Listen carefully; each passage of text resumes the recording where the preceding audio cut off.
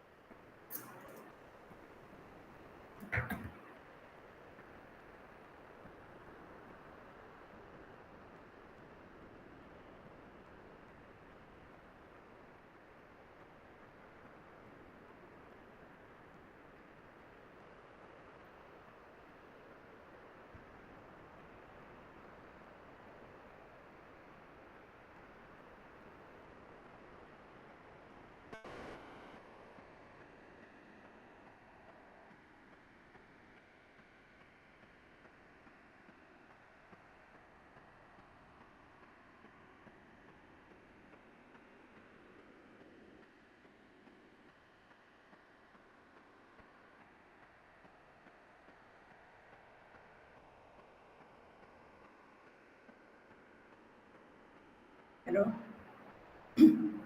Hello. Good afternoon to all. A, a warm welcome to all of you to this FDP. This is the last session of our FDP. In this, today we have the expert, Associate Professor Dr. Vidit Patra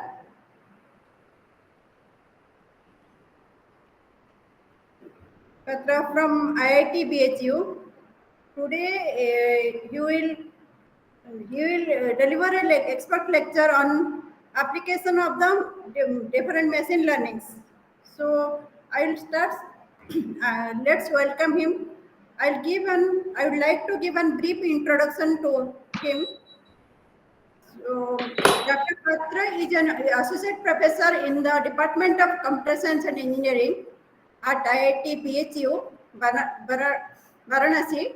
He earned his PhD degree in CSE from IIT Guwahati under the supervision of Professor Sukumar Nandi.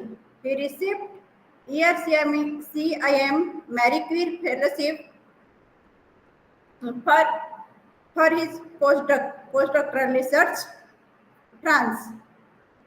He has done his postdoctoral research at VTT Technical Research Center of Finland. Prior to joining IIT BUGU, Dr. Patra was associated with CSE Department of NIT Rourkela, Odisha during the session 2011 to 2022.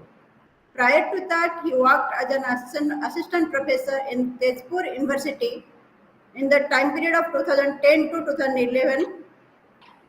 Dr. Patra is not a good researcher as well as a good teacher also. Dr. Patra received the prestigious Best Teacher Award from the National Institute of Rourkela in the academic year of 2021 to 21. Along with this, he has executed few sponsored projects and published research articles in reputed journals. His research interest includes data mining, machine learning, anomaly detection, recommender system, educational technology. Let's welcome him to this FDP. I request Dr. Patra to start his expert lecture. Welcome you.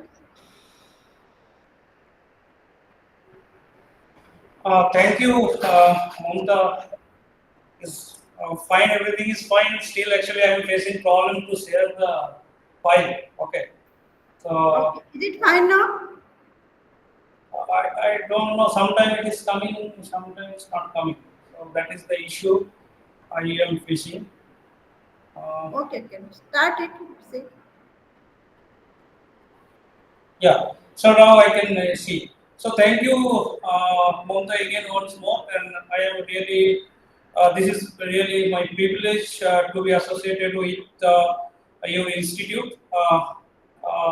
So that is my great pleasure to be associated with your whole other participant of this program. So let us start my talk. Uh, so I think my screen is visible, right? Yes, yes, it is visible. Okay. So I think sound and everything is fine. Yes, yes, sound is fine. Okay. You are audible also. Okay, fine.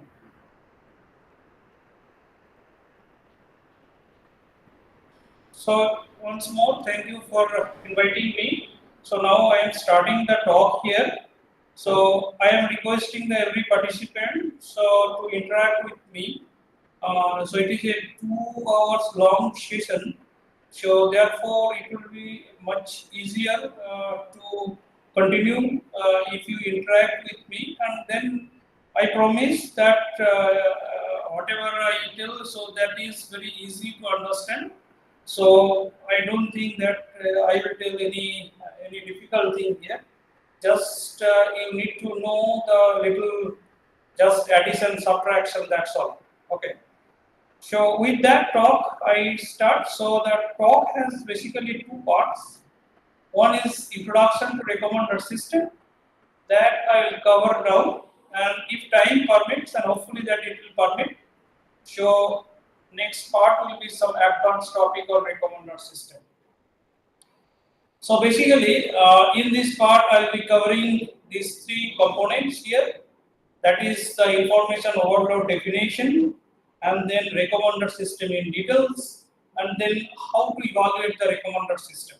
Okay, and from the point 2 to point 5, basically I will be covering in the second part if time permits. I think I am on the slide number 3, so you may get confused with the slide number on the left corner and the right corner. So, to the all participant, I will tell you to follow the slide number on the rightmost corner. Okay. So, if you have any issue regarding any slide number, please refer that slide number. So this slide, as you can see, this is a typical scenario that you have a lot of headset, as you can see, and then if I want to wish to purchase some headset, then I am little bit confused that which one will be suitable for me and which one I should purchase. So this is a typical scenario of a information overload. So more formally, so it is like a information overload is a scenario where consumer are unable to make a decision on a product due to too much of available information. So in this scenario, recommender system is here to cope with this information overload problem. So there are many applications of recommender system, as you know. So here we can see in the nowadays on OTT platform. So it basically recommends the which web series you may like, or maybe directly movie. Even in Coursera also they introduce the recommender system, and then obviously we know that we know the Amazon, Netflix, and others. Netflix, Amazon, and Flipkart. So there are plenty of applications are available in a recommender system. Okay. So with this brief introduction, now we'll go in the next slide. Is like, so this is a typical picture, as you can see. These slides maybe you may get confused, but it is something like that. Its first introduction of the recommender system happened in long before in 1990s in the last century. So from then that onwards and now today, so over 30 years, there are plenty of recommender system have been introduced. And this recommender system basically divided into three major categories. That is something called content-based, collaborative filtering, and a hybrid. Now, question comes on what basis these recommender systems are divided into three categories. So to know that, we move to the next slide, where basically we will be talking about the architecture of recommender system. So here we are talking about the recommender system. So it has three components. So first is the database. So it extracts the data information, or it processes the information, and then it provides the recommendation. This is a typical scenario of a movie recommender system. So now these different recommender system, nothing but the intelligent algorithm. But again, as I said, the recommender system divided into three major categories. That is basically ideally based on the type of information it processes. Okay, so that in a short, so recommender system basically is divided based on the what type of information it processes. So now we'll move to the what are the type of information basically recommender system it processes. Okay. So here is the type of information or source of information, whatever you say. So first is something called the content-based information. So let's say we are talking very often in this example, we will be in this talk very often we will talk about the movie recommender system. Let's say what happened in the movie recommender system. So in case of the content-based information, movies are described like what is the genre, whether it is drama, or it is romantic movie, or it is like a fiction movie, and so on, and who is the director of the movie, and what is the running time of the movie, and then short description about the movie. Similarly, you can see for the another movie. Okay, so this is a romantic movie, and so on. Similarly, also the user has to describe its profile. So that is something called users. So describe its sex, and then age, and what is profession, and so on. Okay. So these are the informations come under the content-based information. Okay. So this is the one type of information. Now what do you see more? So let's say this guy has watched this movie, and after watching he gives the rating that is 2. So it may happen that he did not give any kind of rating after watching. But here content information is something here is like the description of the movie and the description of the user. Now there are other type of information like feedback. That is, I said after watching the movie he gave the feedback. So that is something called feedback type of information. So that is, there are two type of information. One is explicit feedback, another is implicit feedback. So what is explicit feedback? So in case of the explicit feedback, the user basically describe whether he has liked that movie or he did not like it. So this guy has rated the movie with 2. So obviously it is that he did not like the movie. So this is something called the explicitly I am saying I didn't like this movie. On the other hand, this guy, he has watched the movie but he did not describe explicitly that whether he liked or not. But the system can extract the information that this guy has watched this movie. So that is something called implicit feedback. So these are the another type of information. So very often you know that after purchasing some product, so then Amazon or Flipkart, they ask you provide the rating. So this is something a kind of explicit feedback. Okay. So if you don't provide the rating, that also that you consume the item. So that is something called implicit feedback. Okay. So apart from that, so yeah. So another thing is now what we from the information that that I talked about, that is implicit feedback and explicit feedback. What we can figure out? We can figure out the user's ID and the item ID and rating. So let's say earlier user 2, and then item says some movie ID, and then rating with 2, okay, or 5. So this kind of rating information will be available. Another information for the implicit is consumption. How many times that guy has watched that movie? Okay. So that is the user ID, item ID. This rating is missing here, but because this is not the what is called explicit feedback. Also, this is implicit feedback. So number of times he watched. Okay, this is another kind of information. Now there may be another type of information. So then we can information have the time, weather, and so on. Context information also can be incorporated with the explicit feedback. So in case of the content-based information, as I said few minutes before, this is the description of the item or here movie, and this is the description of the users. From here we can summarize the information like we summarized earlier in case of feedback.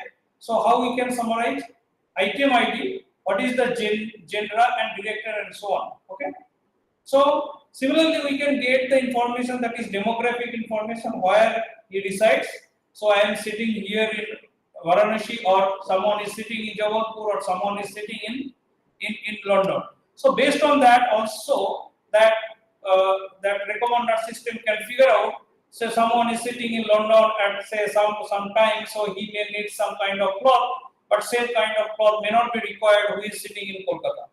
So this is like those information also can be extracted from the users. So those are all the implicit information. Okay. So here demographic information, one can summarize that user ID, age, and so on. Okay, and then obviously the social information. So in summary, we are getting the information. One is called the content-based information, that is the item ID, gender, director, and so on. And then we are getting the feedback information, demographic information, and social kind of information. Okay, so therefore, in the database we will have that information, either feedback type information or we have the content-based information. Based on these type of information, entire recommender system is divided into two major categories. One is called the collaborative filtering, another is the content-based recommender system. Okay.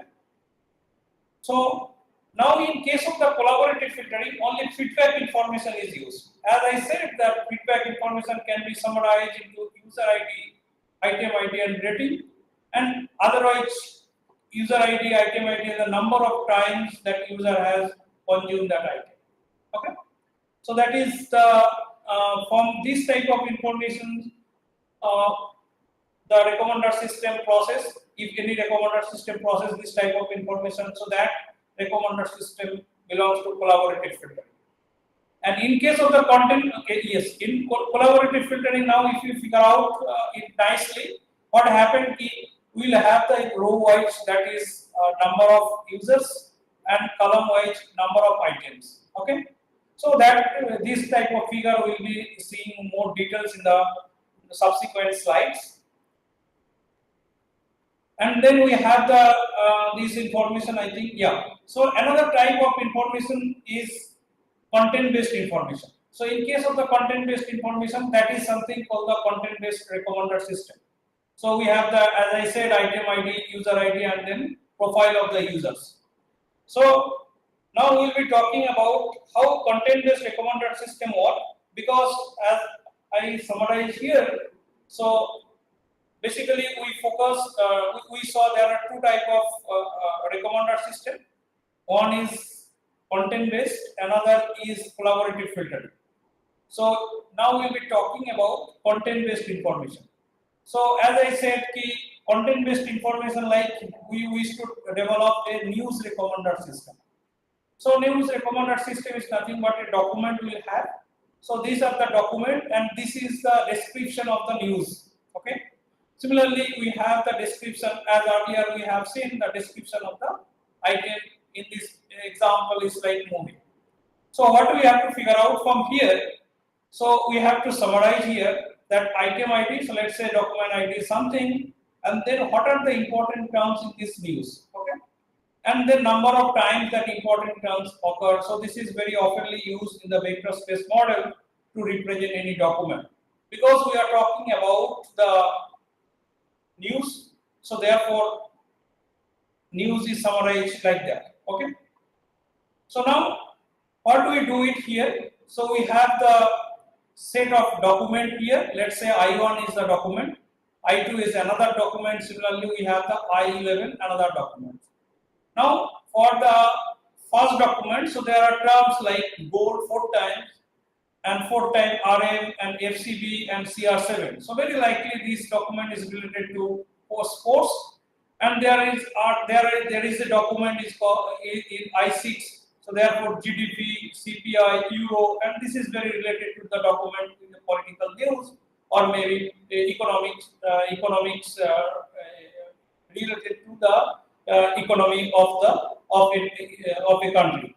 Okay, so now there are set of news that figure out in a spreadsheet, like we'll have the items, we have the documents and the corresponding the tasks. Now what is the task? Task is to provide the recommendation to the users. Now what happened? The user consumes some item, user consumes some news, that means user read some news, and based on that we have to provide the recommendation. Okay. So then in case of the item, what will you have? The item ID, we got it term and the number of times as I described few minutes before, and then consumption user ID and item ID. So in this example, so users, let's say user ID is something, and then he consumed 2-3 items, and based on that we need to provide the recommendation. So now what happened? So we have the consumption information about the user ID, user, and then we have the description about the all item. So basically, in case of the content-based collaborative filtering, so it matches the information about the users along with the information about the all the other items. Okay. So now user consume the many newses or many documents. So therefore, what we have to prepare a virtual item or virtual document for the or virtual item for the user, and that needs to be compared with the all existing item. So I will elaborate with one example in the next slide. Let's say this is the information. So an user that has consumed the item I2 and another item I10. So once this user consume this item, and we have the all information about the item here. Now what is the task? We have to provide the recommendation to the users. Okay.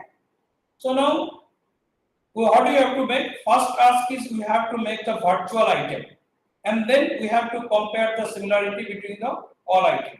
Okay. So now let's say user consume the item I2 and I10. So I2 is here 5 then there is no rating, there is no item of FCB, and so on. So now what do it? We normalize each vector here. So this item is represented as a vector, so we normalize it. A simple normalization we use. So 5 by 16, 1 by 16, 5 by 16, and so on. Okay. Similarly here, we also do the normalization here. Simple normalization we use. Now what do we have to do? So he has consumed 2 items, I2 and I10. So we combine these 2 items, and then we provide a profile for the user. So let's say I8 is here is 0.31, this is 1 by 16, 0.61, but there is nothing, because for this item there is no rating. Now for the item I10, what do we see? So this is 5 by 19 will come 0.26, and here 4 will come 0.21, and so on. Now what we do, we combine these 2 items, and then we get a what is called virtual item. Okay. Now if we combine it, so now this is the combination here. So 0.3 plus 0, so it will come 0.31, 0.33, and 0.52, and so on. So we'll get this. This is a vector for the virtual item. Okay. So now what next? What do you do it? So these represent basically user consumption history, combined history. Okay. So now what we do it? We'll find the similarity between this vector with the all other items. Obviously, the items which are not consumed. So therefore, one needs to compute the similarity between this item with the, so this virtual item with the item I1, then with I3, with I4, I5, all the items which are not consumed by the this user. Now, wherever the similarity value, so one can use the cosine similarity, and then once the for the item for which the similarity is maximum, so for that item that news will be recommended. Okay. So so virtual item is formed. Now, once virtual item is formed, then what we have to do? We have to compute this virtual item with the all item and then find the similarity score here. Okay, and then the item which has the highest similarity score will recommend it. Okay, so this is all about the content-based recommender system in a simplest form. Okay, is it fine?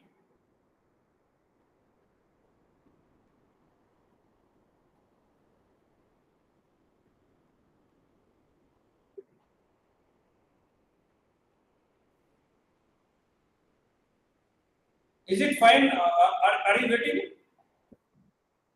Yes, yes.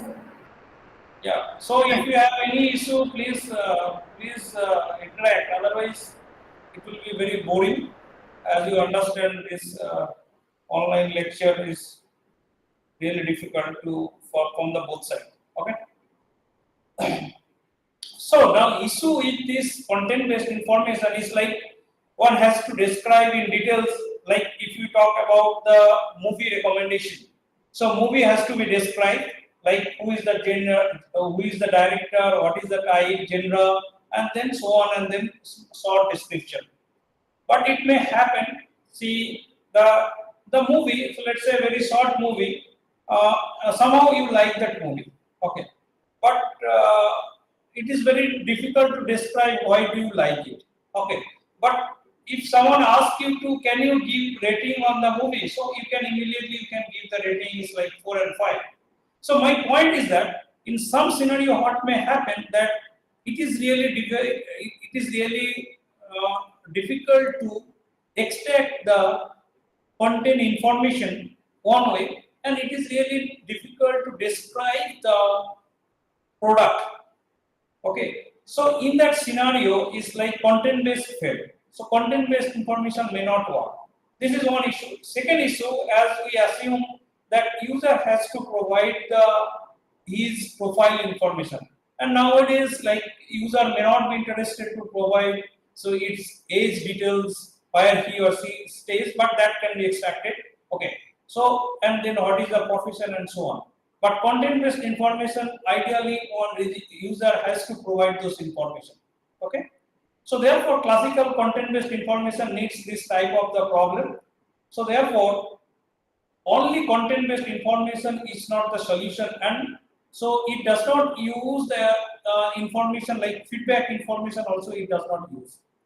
So therefore, next we'll be talking about that is something called the collaborative filtering, which basically uses the feedback information, and that is really interesting to watch. And then what happened? This algorithm is very famous in academic area, academic world. It is not only in academic world. So it has been reported long back in 2005 that so Netflix used the collaborative filtering, not only the content information. So now our concentration will be on the collaborative filtering, explicitly on the collaborative filtering. So now we come back to the slide here. So we started with the slide here to talk about basically the recommender system divided into two categories, and another one is the combination of these two. So collaborative filtering use this rating data information and content information that I described already. Okay. Sir, there was one question from my side. Uh, Sure. yeah, I wanted to ask, sir, when we were discussing the content-based recommender system, so we can say the genre of the movies plays a vital role for the content-based recommender system. Yes. Yes. Yes. And Yes. okay, yes. Yeah, yeah. So, but my point is like for movie it might be okay, but it may not be always true to describe a movie with only four features. Okay, let's say genre and then director and then time length. It may not be. It may be something more. Okay, so that is very difficult to describe. So, in summary, what I wanted to convey the message is like in all applications, it may not be very true to describe the product. Okay, instead of that, so if I say is like I like this product, so the rating is 5. Okay, so irrespective of what is the description and whether who am I, whether I am sitting in somewhere else or what is my age and so on, only based on the my rating information about the product. So that is another dimension of the another category of recommender system that we'll be focusing next.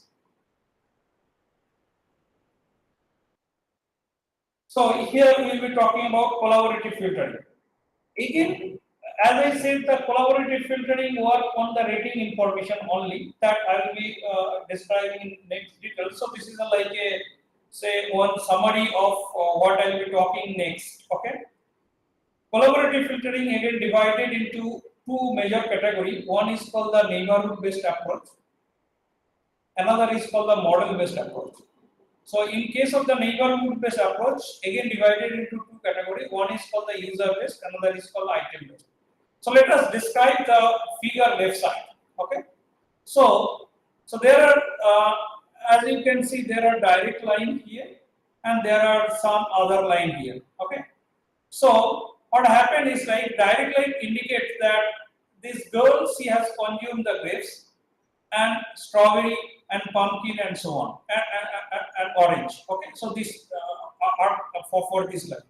Now what I want to decide for this boy whether these grapes can be recommended to this guy or not. So if we look towards the user-based collaborative filtering, so what we see, what we will see, who are the friends of this guy? Okay, whether its friends like these grapes or not. If its friend like the grapes, then the grapes can be recommended or may be recommended to this boy or not. So essentially, in case of the user-based collaborative filtering, I will purchase a product or I will purchase whether I will purchase a Toyota car or not. It mostly depends on whether my friend purchase the same car or not. It is something called the user-based collaborative filtering.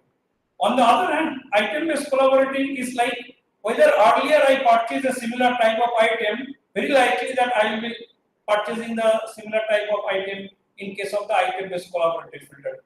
If you don't understand from this slide, maybe in next two slides it will be much more clear with one simple example. Let's say we are talking about the user-based collaborative filter. Okay. So in case of the user-based collaborative filtering, so this is the rating matrix. Okay. So I will go much slow so that everyone can easily go through this journey. Okay. So here user E1 has rated item 5 for the item I1, similarly 4, 1, and similarly 3, 3, and so on that we can see. So in case of the collaborative filtering, I stated many times, only we need the rating information. That means user, what are the items he rated, this information is required. Now what we want to do it, in this example, we wish to apply the user-based collaborative filtering. What is the task? Task is to recommend the item to user U4. So user U4 has rated the item I1, I2, I3 with 4, 4, 5 respectively. Okay. Now I need to identify whether I4 could be an item which he or she may like. That means whether item I4 will be recommended to U4 or not. So essentially what it is done key, I should predict the rating for the item I4 on the item I4 for the user E4. Okay, so I restate it. So item I4, whether it is relevant, it will be relevant to user U4. To check it, I should predict what is the rating that U4 may give on the item I4. So that is the task. Okay. So if we go for the user-based collaborative filtering, what is the first task? Find the user who rated the target item. So what is the target item? Target item is I4.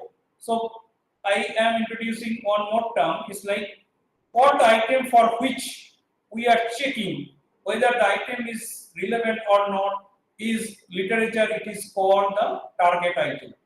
And for the user for which I need to recommend that user is called the active users. Okay. So here active user is yes. Here active user is Sir, on the U4. basis of this particular matrix, I can say that user U4 would not be liking I4. How can you tell? Sir, because user U1 and user U4 have the similar sort of liking for I1 and I3 I1. and I3. User U1 and U4 have the similar sort of likings because they have Okay. rated maximum. Uh-huh. So, can I say that if user U1 has not liked I4, so user U4 would also be not liking I4? Okay, let's see. We'll go instead of saying that liking, so we'll have a numeric value and then we'll conclude whether the item I4 will be liked or not. Okay. Okay, sir. Okay, sir. You are in right path only. So just to ensure that everyone is on the same path, so I am going a little bit slow. Okay. So here, what I said key. So we are talking about the user-based collaborative filtering. So I have to predict the rating here. So first task is the find the user who rated the target item. Target item is I4. I4 rated by the user U1, user U2, user U3, and user U5. So essentially, the all users in this example rated the target item I4. This is the first task. Next, find the set of neighbors of the active user. So active user is U4. So among this set of users who rated the target item I4, I have to find the set of neighbors of the active user. So I have to find the neighbors of the active user U4. In order to find the neighbor, what I do it, I need to compute the similarity between the active user U4 and the all other users who rated the target item. So in this example, all users. Okay. So U1, U2, U3, and U5. Okay.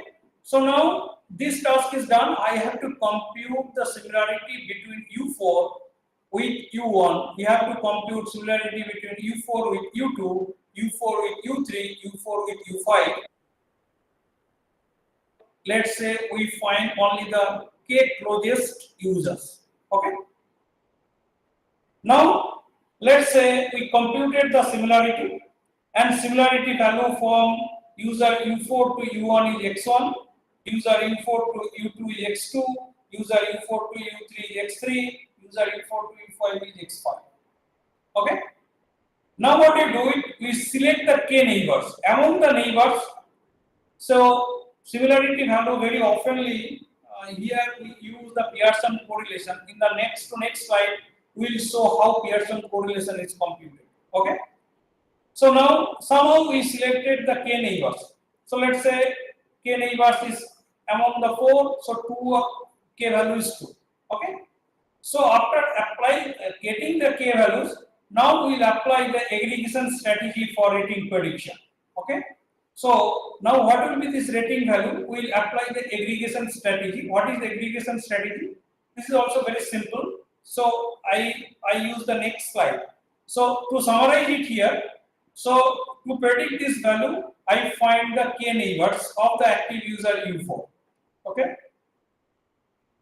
So now there are aggregation strategy. There are simple aggregation is the average. Okay. What is the average? So average of the rating of the k neighbors on the target item. So as I said just in the previous slide, for U4 there are users U1, U2, U3, and U5, and we choose any one of the two, not to any. So we have to choose the k closest neighbors. Okay. So now k closest user. Let's say in this example, U2 and U3 are the closest. Okay. So then what will be the rating here? You take the average of these 3 and 4. So average will be, so it will be 3.5, right? So this is something called the average aggregation strategy. Is it okay? So next, another Yes, sir. strategy. Yes. So next, Yes, sir. Got it. yeah, next is weighted sum. See, very often what happen is like if you in a problem, so very often what we ask the solution to our closest friend. Okay, so you may have the many friends. Let's say you have 10, 12 friends, but to get the solution, you very oftenly ask your closest friend. Okay. Similarly here, so to give importance to the closest friend, so weighted sum is introduced. That is the weighted sum. That is whatever the rating. So let's say user U4 closest is actually, as someone said, that user U1. Okay. So therefore he has given rating 1. Okay. So 1 multiplied with what is the closeness of U4 and U1. So that is the similarity value between U and V. V is the neighbor of the user U.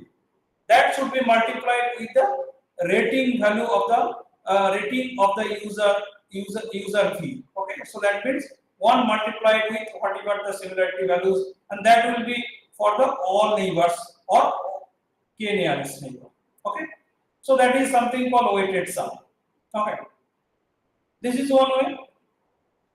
Next, another thing is something called adjusted weighted aggregation. And another scenario you see is the some teacher are very lenient in giving marks, okay, and some teacher are very strict, okay. Even the teachers who are very strict, if someone gets, let's say, B grade, so that is also his very good student. But to understand whether the teacher is really very lenient or is liberal, so what we basically do it, we see what is the average marks of the student. Okay. So if the average marks is, so let's say same thing happen for in this scenario. If some user always give very good rating, whatever the item he purchased, always he give 5. But some user what happened, he always expect that he didn't get the best item.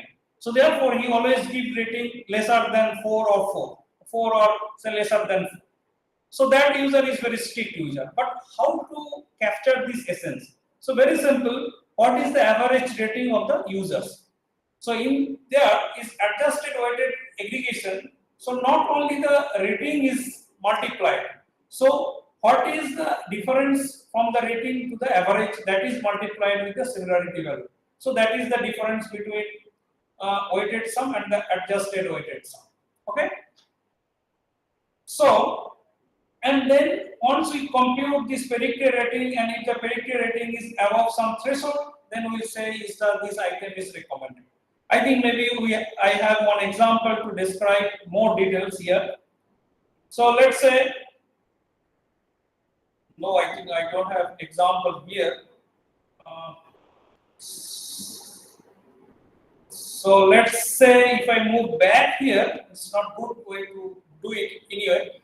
So let's say average is like only 2k equal to 2, so then this value will be 3 and 4. Okay, so it will be 3.5. Now if you consider is this one, so what is the similarity between U4 and U3? You multiply it and you get this rating. And just as weighted sum is same thing, only you have to take the mean subtraction. Okay. Now this is something called the user-based collaborative filtering. So in user-based collaborative filtering, we compute the similarity between user to user. Now we'll be talking about the item-based collaborative filtering. So task remains same.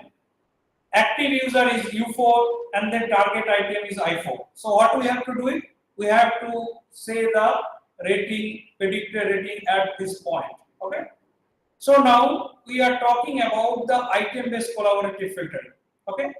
So in case of the item-based collaborative filtering, what we do it first task is identify the items rated by the active users. So who is the active user here? U4 is the active users. now what are the items rated by the active user? That is I1, I2 and I3. So that first task is done. Identify item rated by the active user. Now find k nearest rated item to the target item. What is the target item? I4. So what do you have to do?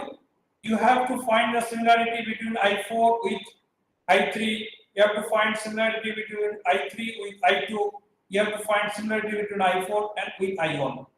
Once you get the similarity, so you identify among these three who are the two closest neighbors. Okay. So find k nearest rated item to the target item. Once you did it, then again you apply the aggregation strategy. So one simplest aggregation strategy is the average. So what will be the value of it here? So 4 plus 4 plus 5. Okay. So 13 divided by 4, so it will be 3 point something. Okay. So this rating will be 3 point something for if you go for the average. But as I said, the closest item will play influence more. Here also that what is the similarity value is multiplied with the rating. So similarity value is multiplied with the rating by the same users. Okay. So on a different rated item J. J is nothing but the rated item. Okay. So, and then finally adjusted weighted aggregation. So adjusted weighted aggregation is here is like it is the same thing, only subtracted from RU, and there was no part of this part. So this is nothing but the what is the average rating of the item. Average rating plus what is the deviation from the rating. So that is the deviation from the rating, and then what is the average rating of the item. Okay. So that will give you the item-based collaborative filtering.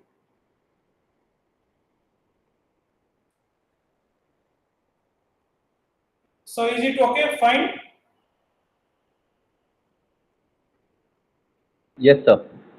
So anyone is any issue that I can address immediately? Okay. Now in the last slide, what I talked about key. You have to find the similarity between user to user in order to find the a set of k neighbors. Okay. Along with that, what I said you need to find the k closest rated item.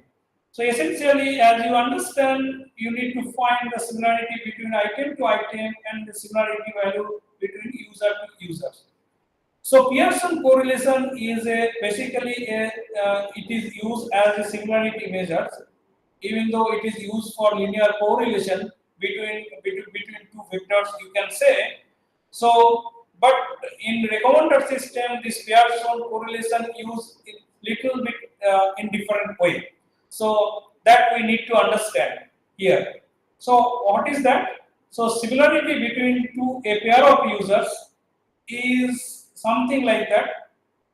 First, what we need to understand, summation over J belongs to the set of item rated by both the users. Okay, and then that rating is multiplied with their mean subtracted here and then normalized it. So that is something called Pearson correlation. On the other hand, Pearson correlation is very old similarity measures after name of Pearson. So, and then another is something called adjusted cosine similarity. So basically, these compute the similarity between a pair of items. So this was introduced only in 2002. Okay. So it is like same as the cosine similarity, but only to get the essence of whether the strict user or very liberal users. So mean is subtracted. Otherwise, it is exactly the same as the cosine similarity. So these two similarity, I have the slide next to describe a little bit more about Pearson correlation and adjusted cosine. Okay, in the next slide. So here the same rating matrix. So what we used to do it, we used to compute the Pearson correlation between U4 and U5. Okay. So U4 is 445, and there is nothing means actually if you want to store, we can store as a not a number, but this is essentially generally earlier we used to follow is like 0. So therefore I wrote keep 44500. Okay, and U5 is represented as 24052. 24052. Now what is the task? We have to find the Pearson correlation between U4 and U5. So if you directly apply the Pearson correlation formula function is available in Python package in the Python. So what you will get it in the package? What you will get it? So this value will be treated as 0.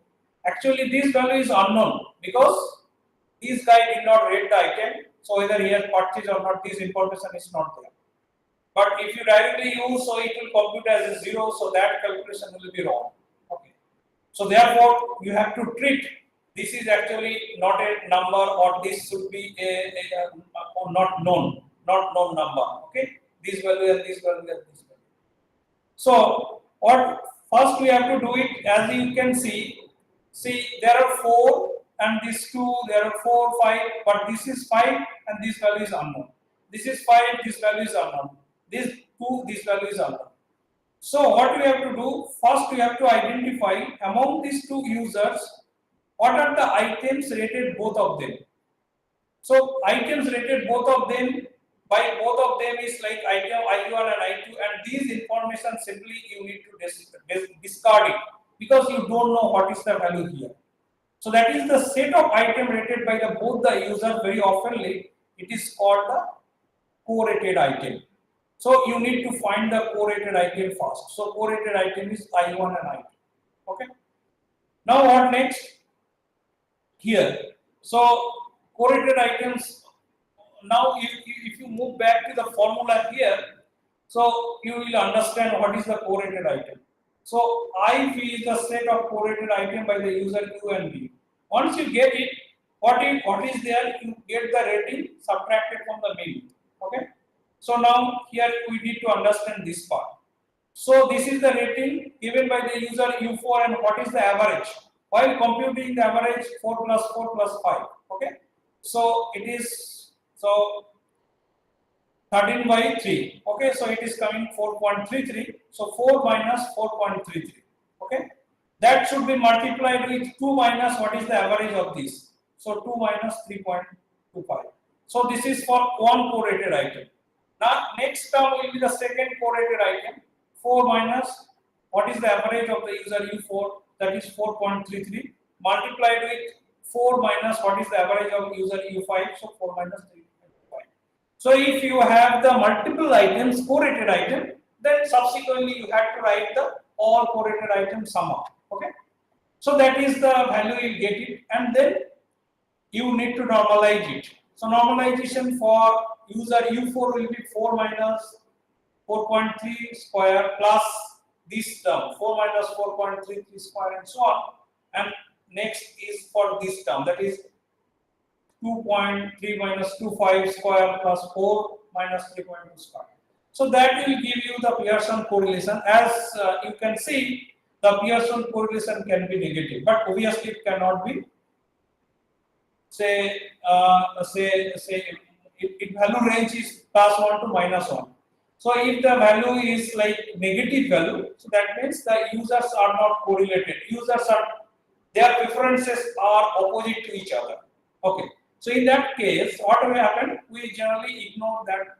That should not come into the neighbor set. Okay. Similarly, we will be talking about adjusted cosine similarity. So adjusted cosine similarity, let's say we are talking about I4 and I3. I4 and I3.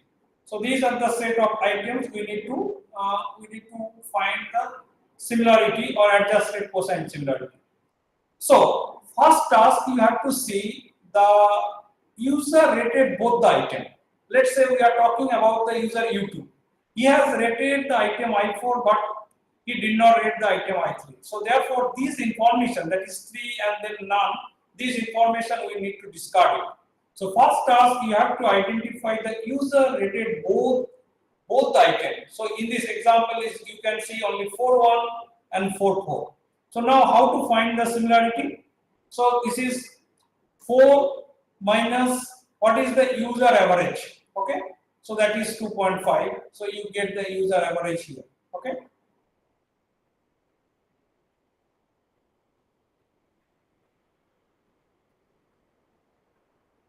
I think this is. So it would be 2. Yeah, that is wrong actually. It should be user average only. Okay. So it should be the Okay. user average. Okay, it should be 3.5 or 10, 3.33. Okay, so it should be user average 4 minus 3.33. It multiplied with 1 minus the user average. Okay, now this is done for these users. Now you come to the user U3. So user U3 is 4 minus, so user average here and 4 minus user average. So essentially what you have to do is uh, rating minus user average and multiply it with the rating of the user average, and then you sum up and then you take the normalize it with the same way. Okay. So here is actually this computation is. So this is something that you can compute the what is called adjust state cosine. Okay. Now we talk about the algorithm that is something called user based and then item based. Okay, that is something called the neighborhood based collaborative filtering. So another dimension of the collaborative filtering is something called the model based approach. Okay. So model-based approach is how it works. Model-based approach is something like in classification, like neural network or any other classification technique, except the nearest neighbor, nearest neighbor, or nearest neighbor algorithm. All other algorithm, what it does, it make a model, and then once model is built, model is only used for say prediction. Let's say very simplest example is the decision tree in classification domain.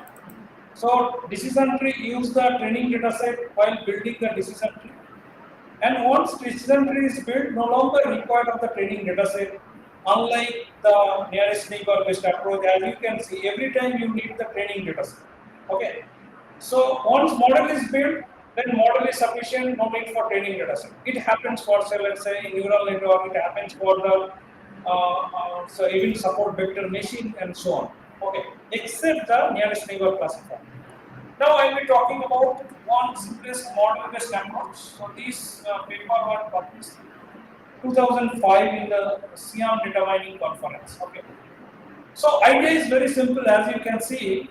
It is so simple idea, but it was in 2005. Okay. So user A rated the item I with 1, another item he has rated with 1.5. And user B, he has rated item I with 2, but we don't know the ratings. Now you have to guess what is the rating. So here assumption is that what will be the differences between the rating J and rating I, that will be maintained across the ratings on the on this pair of items. So what is the difference between 1.5 and 5? So that is 0.5. So therefore, these rating will be 2.5. So that is the basic idea for this model-based approach. Okay. So that is what is the value 2 plus what are the other differences? 1.5 minus 1. So rating will be 2.5. Okay. So this is the idea. Now what happened? So I am talking about this pair of item, and it is not only that only two users rated this pair of item. There will be plenty of users rated this item. So essentially, what you have to do it, you have to find the differences for the all such rating given by the each user for this pair of item. Okay. So therefore, 1.5 minus 1, if there is some other users rated 2 and 3, so 2 minus 3 and so on. So all differences you add it, so that will give you the deviation from rating J to rating I. So more formally, what it is reading, the deviation value from between this pair of item is nothing but one rating from the other rating. So let's say this is item, this item is I and this item is J, or this item is I and this item is J. So basically you find the deviation 1.5 minus 1 if there is other users from that user to this one and so on.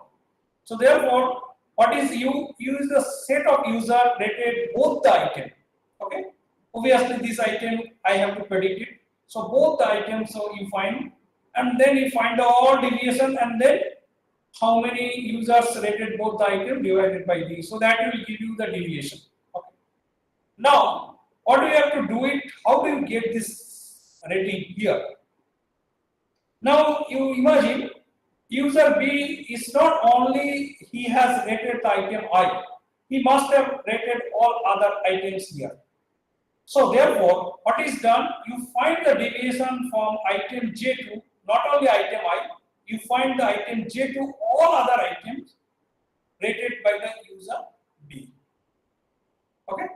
So then you will get the deviation from item J to item I, item J to item K, item J to item L, item J to item M. So you will get this odd deviation. You add it the odd deviation. So that is something called rated J. J is nothing but the item rated by the user U, here user B. Okay, and you add the odd deviation and number of time you computed the deviation. That is number of what is called is rated item. So that you take the average. And what is the average rating of the user B? So that will give you the total rating value here. Is it okay? Did you understand? Okay, I think I have example in the next, then it will be much clear here. Okay, let's say what I have to do it. It is the task is remain same that I have to predict what will be the value here using slope one predictor. Okay. So now item I4. So what I have to do? I have to compute the deviation from item I4 with I3. I have to compute I4 with I2, I4 with I1. So what is the deviation between item 4 with I3?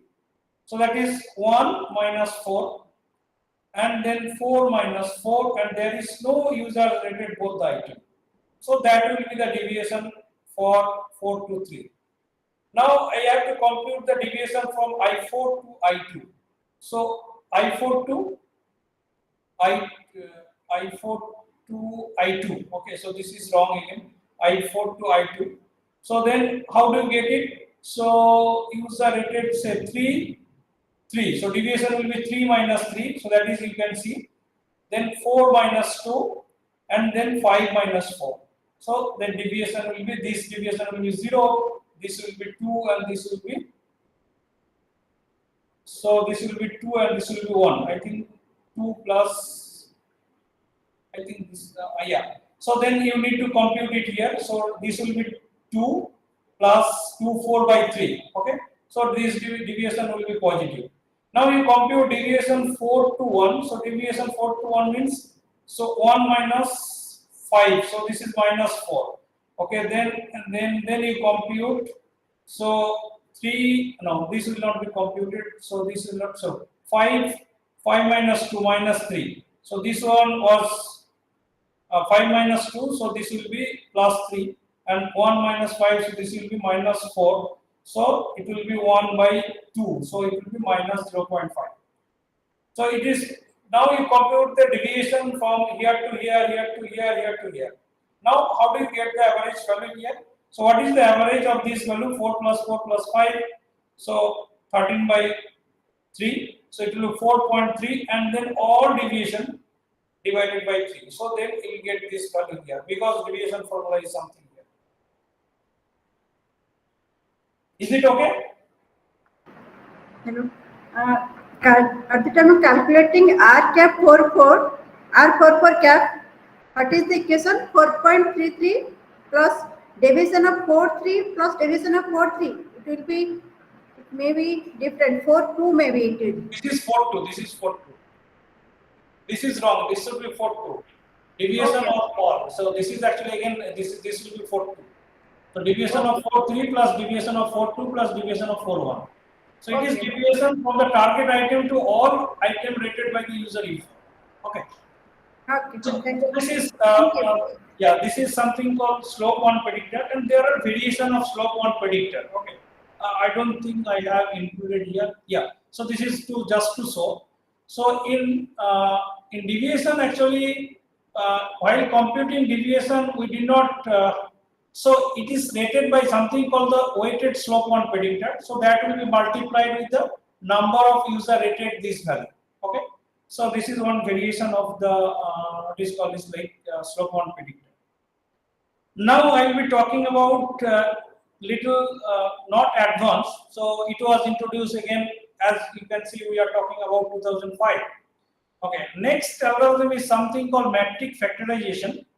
So I'll explain just overview. I'll give you. I think everyone can understand. So maybe equation you don't get afraid of this equation. So just I will skip this everything. Okay. So here this was introduced in 2009. Okay. So idea is that we have the rating matrix here. As I said earlier, the user U1 and then target item is and so on this rating. What essentially we have to do it, this matrix we will divide into two other matrix. Okay. So in mathematically it is called that two lower rank matrix. So that if you multiply these two matrix, we'll get the original matrix. Okay. So that is the idea. Okay. So to do so, what is that? So a learning algorithm that is gradient descendant approach is used.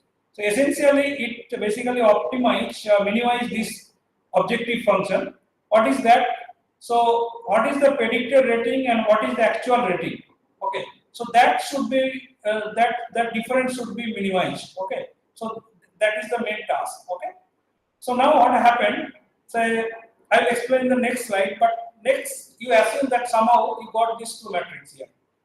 So from this original matrix, you got these two matrices, so that if you multiply these two matrices, you will get the original matrix. So that is the idea. Now, what you have to do, as I said, say user U4, you have to predict the item I4. So what will be the value at this point? Okay. So what we do it, user U4 and item I4. We have this user U4 matrix, this is user matrix, and this is item matrix. User matrix having this value, and item matrix I4 is this value. So we'll take a dot product of this user 4 and then item 4. Let's say we want to find what will be the predicted rating at this point. So we are talking about user U4, so we have to take user U4 and then this is item 2. So item 2, so we'll take the dot product of these two values, and then we'll get this value, whatever the value comes, so that is the predicted value. So it's like something, what we do it from here, we have a first item user matrix, so we find the latent features. So what is the gist of the talk about the item? So that is something called the item latent features and the user's latent features. Okay. So now I will be next to slide, I will be talking about how these two matrices can be obtained. So initially we need to decide that what will be the number of features for each user and item that should be fixed. That should be same for user and item. Okay. So number of item and number of user can be different, but number of latent features should be fixed for the users and item. Let's say in this example 3. Okay. So then you have a matrix of, so let's say 6. Am I online still? Hello? Mamta? Yes. Is fine, everything is fine? No issue of internet?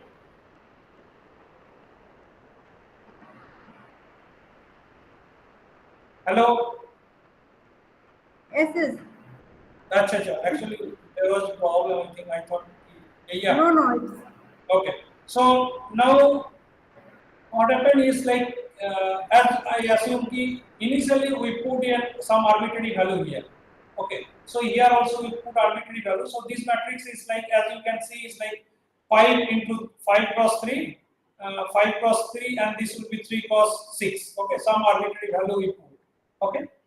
So now what you do it here using this arbitrary matrix. So this rating we know. Okay. So then user U1 and item 2. So we take the dot product on the arbitrary values here. So user U1, where is the user U1, whatever the value here, we take the dot product, and then what that will give you the predicted value, and then that difference we need to minimize using gradient descent approach. Okay. So for the simplicity, we remove this one is regularization excuse part. me. How P matrix and Q matrix is calculated? Hello? How P and Q matrix is calculated? Table is calculated. Yeah, that is I am talking about. Key Okay. initially P and Q will be arbitrary values, but obviously the number of latent feature is fixed. So here is this matrix is 6, so 3 cross 6, and this matrix is like 5 cross 3. Okay, so we put some arbitrary values here. Okay, so next what we do it here. Now for simplicity we consider this objective function is only this one. This part is not there. Okay, so now what you do it, this part. Now we compute the predicted value and what is the actual value.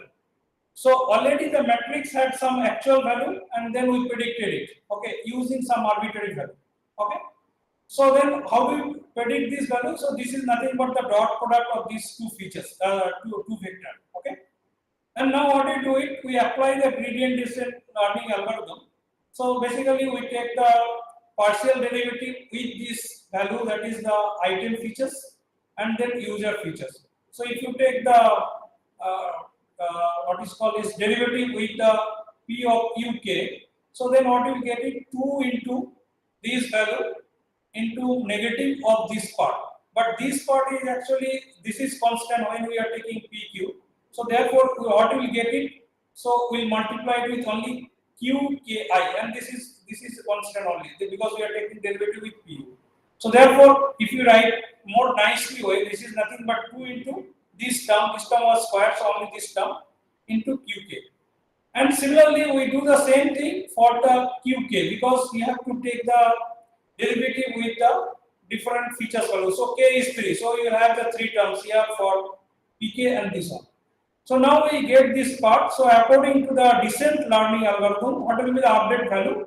So update value will be the old value and negative of the derivatives value with the learning parameter multiplied. Okay. So now negative of this part because it is the descent algorithm. So now what you do it, this one and this one is already negative, so it will be positive into alpha into 2 ui and qi, and that should be for the all values of k and similarly for k. So that is about the stochastic gradients. If I move back and quickly say 47 here. So basically what we do it, so this is the actual rating, okay, and then whatever the arbitrary value we compute the dot product and then we move in according to that last two equation here, and then we after some time it will be converged or error will be minimized. So that will be the value of P and Q, matrix P and Q. Okay. So basically what we are doing here, from the matrix, we are trying to represent the users and item with the same number of features. That means, actually, so let's say I like somehow some color, okay, or I like some director somehow and so on. Similarly, maybe there will be movie directed by some director and so on. So item or movie and the users are represented in the same feature space. That means user has also 5 features, item has also 5 features. Now what you do it, we are placing the user and items like user is also a point in 5-dimensional dimensional Euclidean space, let's say, and item is also having a item is also a point on 5-dimensional Euclidean space. So then if we place the users, like we are placing users here, we are placing the movie here. Okay. So now how much close they are, just we are taking the cosine similarity value between these what is the angle between the two vector. So that is basically we are doing using the metric factorization based approach. Is it fine? Yes, yes. Hmm. Yes, sir. Okay, now we talk about very classical algorithms. As I said, 2010 we moved up to 2010. Now, what we'll be talking about, let's say in the budding fellow or say who are listening here, if they want to develop a recommender system or they want to say, let's say again, so let's say develop a user-based collaborative filtering. But what we have to do at the end of the day, when you develop something, we need to evaluate it. Okay, whether it is a classification technique or clustering technique or any model, how much good the model is. So therefore, essentially, we need to find the evaluation technique for the recommender system. So next 5 to 10 slide, we will be talking about the evaluation of recommender system. Okay. Now, again, we move back to the architecture of recommender system. Recommender system will have has the three components. One is the database and then intelligent algorithm, and it provides the recommendation. Okay. So now first we will be talking about accuracy. So in the advanced slide, we will be talking about diversity and other issues. Okay. First, we will be talking about the accuracy. So this is the same slide only. And now actually we'll be talking about key. We have to divide the data in the training set and test set. Just to tell you that this division of training set and test set is not exactly the same way we do in case of the classification technique. There is a little difference. Obviously, there is similarity also, but it is not exactly the same way we do in the classification technique. Okay, that I'll explain next. So dataset is divided into training and test dataset. Somehow that I will explain later how actually the dataset is divided into training and test dataset. Okay. Now we'll be talking about the evaluation. Okay. So now let's say it's the intelligent algorithm recommended two movies. As you can see, this is one movie, another is one movie, and we need to evaluate this method. And somehow we know, according to the test data set, we know these are the two movies which are the relevant movies. Relevant means actually for that particular users, he liked this movie. Okay, this information is given to the recommender system because that is the task of the recommender system and we should evaluate it. Now, how to evaluate it? So let's say, what about this movie? This movie is not relevant according to the test data set. Okay. So therefore, but system predicted. Okay. So this is something called false positive, and very often it is called the type 1 error. Okay. So why? System predicted as the relevant item, but unfortunately this is not relevant item according to the test data set. So that is something called the false positive. Next, this item is not recommended. That means actually recommender system does not consider this item is the relevant item. In the other way around, recommender system consider this item as non-relevant along the category no. So therefore, this is actually it comes as a false positive. Sorry, false negative. Okay. Now another thing is something called this is matching. Recommender system recommended, and it is as a relevant item and actually relevant. So this is something called true positive. Okay. So this is the confusion matrix about the what is called is like confusion matrix for the results. I will elaborate a little more that when we will say this item is relevant or when actually it is not relevant and so on. Okay. So this is one more example. As you can see, this set of item is considered as relevant according to the recommender system. Okay. So now what happened is like precision when we talk about. So precision is nothing but the true positive divided by total predicted as a positive. Okay, so that is the precision. Okay.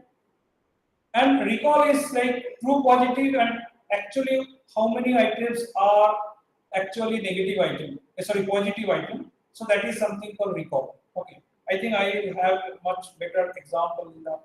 And then combination of precision and recall is something called reference score. I think I move to the next. Let's say this is the one example. Let's say review it. Okay. So recommender system recommends these three items, and in the test data set, I know this movie has rating 1, 2, 3, 4, 5.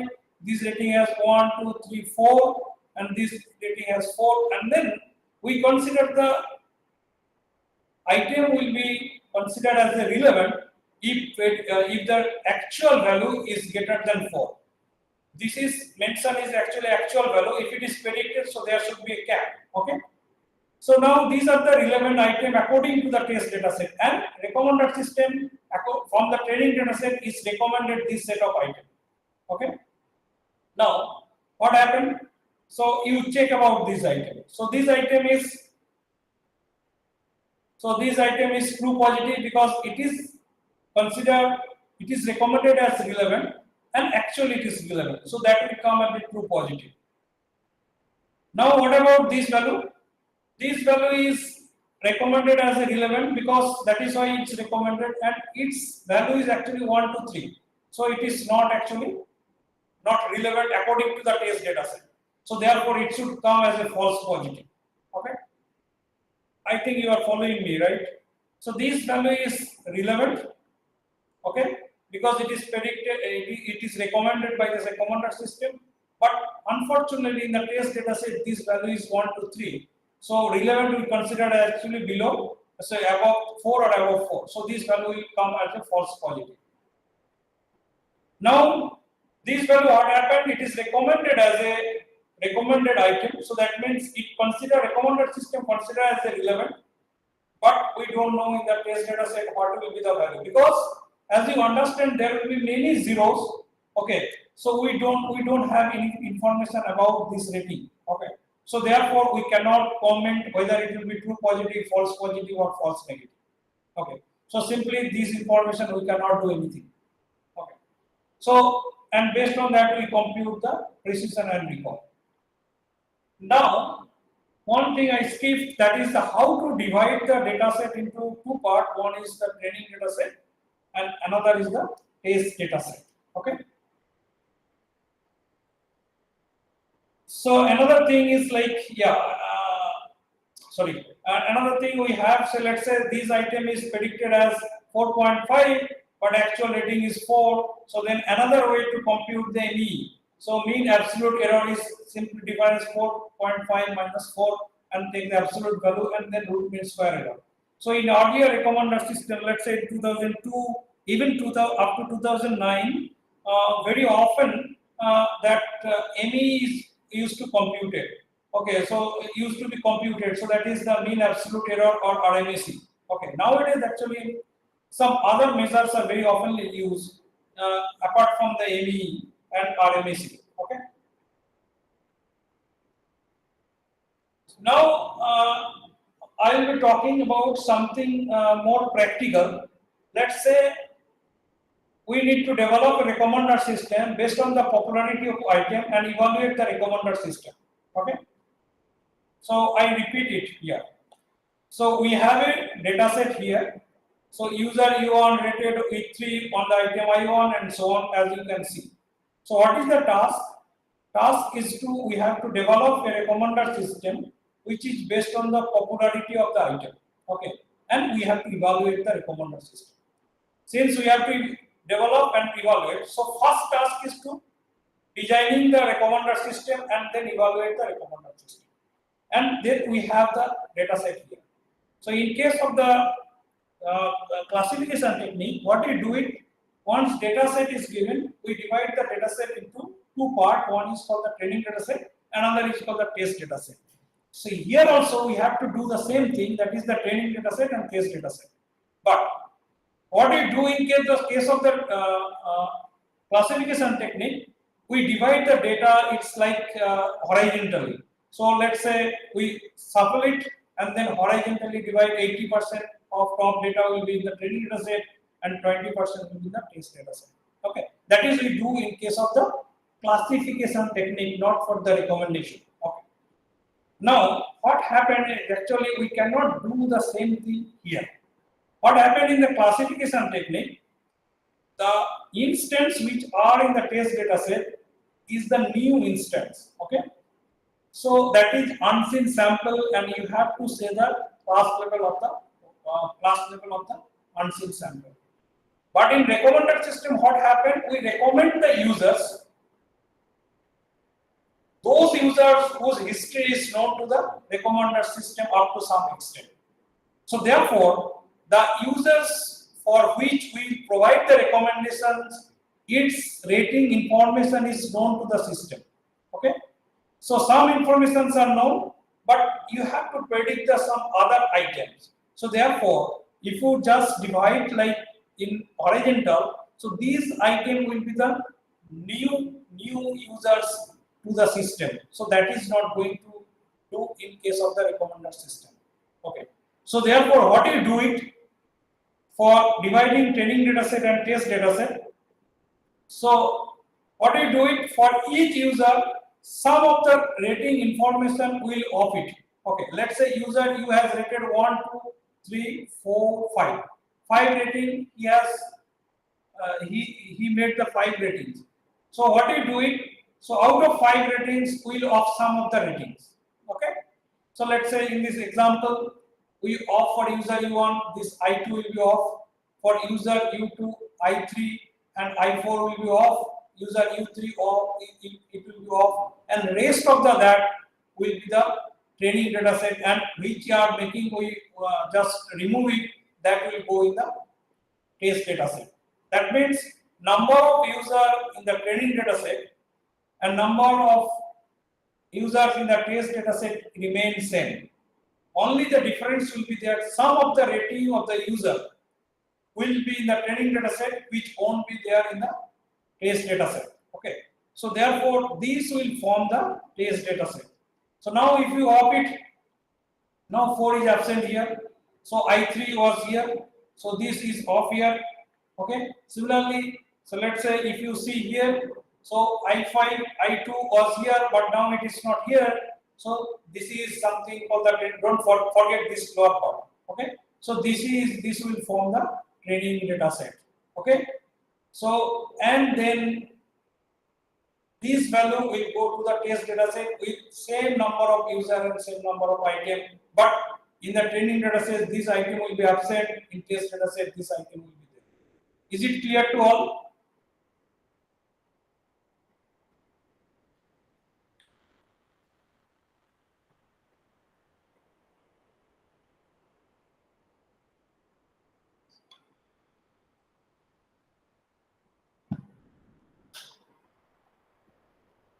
Is it clear? Yes, sir. Okay. Now, what was the task? If I go back slowly, develop a recommender system based on the popularity of the item. So, you develop a very simplest recommender system based on the popularity. So, that means if the item is popular, then you recommend the item. Okay. So, now you need to find which item is popular. Okay. So, for that, what is that? So you find the average rating of the each item. So item I1, what is the average rating? You compute. What is the average rating for I2 and so on. Okay, so for each item you compute the average rating. Now you need to recommend item U1. So that is already rated. So there is no need to recommend. So I2. What will be the value of I2? So simple value, it will be 2.75. I3 is already he purchased or he already tested, so no need to for. What will be the value of I4? I4 will be 2.75, and I6 will be 5, I7 will be 4.8, I9 will be 4.2, and so on for user U1. Similarly for U2, what will be the value of I3? So it will be 3.67. Okay, because that is the simplest recommender system. We are talking about. Okay. So now what you have to do, you have to evaluate. So we develop the recommender system from the training data set. Okay. So now we have to evaluate. So we develop the recommender system for this point, this point, this point, and so on. So this point will be average value is 2.75, and here it will be 3.67. Okay. So therefore we fill up this value, and all values here. Okay. Now what you have to do, you have to evaluate. So this original in the test data set, now to evaluate you have to bring the test data set. In the test data set this value was 4. Now we predicted as 2.75. This value was 4, we predicted as 3.67. So what is the ME? So ME will be 4 minus 2.75. So this will be 2 minus 3.67, 3.67, and this will be 1 minus 4.80, and you add this all value, and these are the absolute value. So that will give you the ME value, mean absolute error.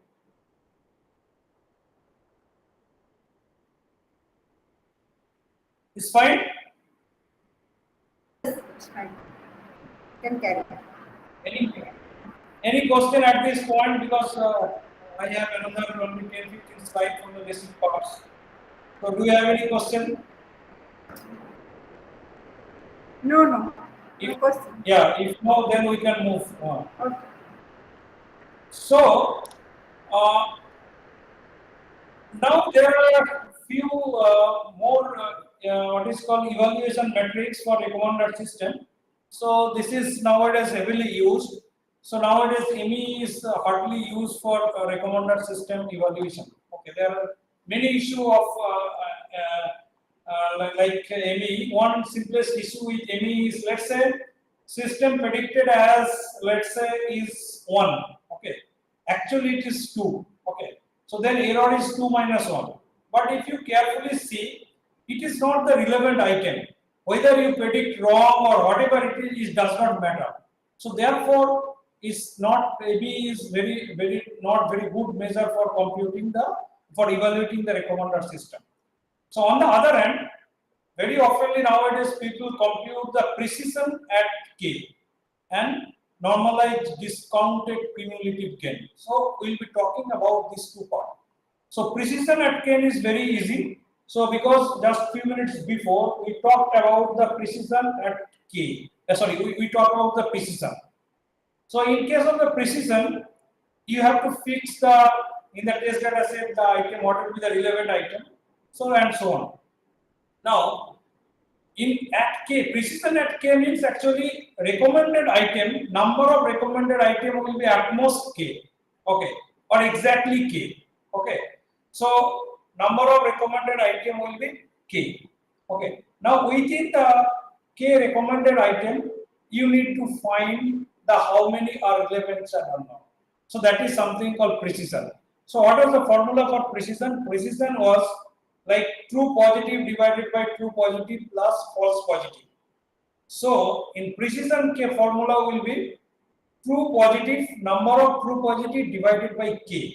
That means recommender system will predict only k items, and out of k item how many are relevant item according to the test data set. So that is something called precision at k.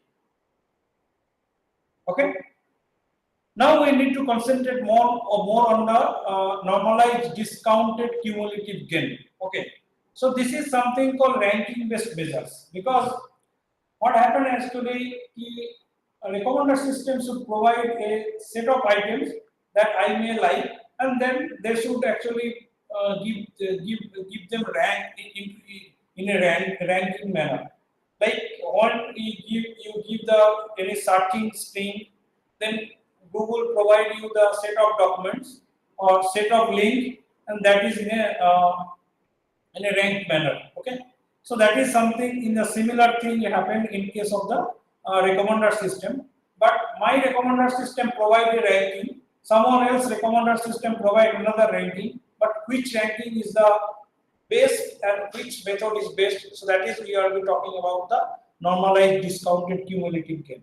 Okay, so it's like the term cumulative gain, it came actually from the information retrieval area in IR. Okay, so it's like how much gain a user earn by this recommendation.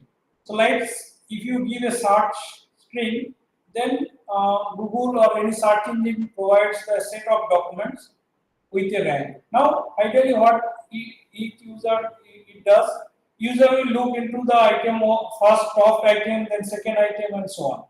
But if the items are locating or any link locating just below of the rank is very likely user do not see, or it is like attention is like it's move away from the move away when it move to the down from the top. So therefore, it is essentially we compute the how much gain the user will earn if moving from the one item to another item. So that is the term actually gain. So that is how much gain a user earn while moving, examining the document. So that is the term gain is coming. So now under this discounted cumulative gain, there are two assumptions. What is that? Highly relevant items are the more useful that should actually appear on the top than the marginally relevant item. That means actually the search item which is most relevant should appear on the first position and subsequently other position based on the relevancy. So that is the first idea. And second idea is actually it decreases the interest of the user as they move away from the recommendation at the top. As I said, so from top to bottom, when one is moving, so user interest will be gradually it will decrease. Now, question is how do you capture that how much that attention is getting decreased from one item to another item while moving from top to down? Okay, so that is something called the discounted. That is the gain is getting reduced from one item to another item once moved from the top item to the lower item. So that is something called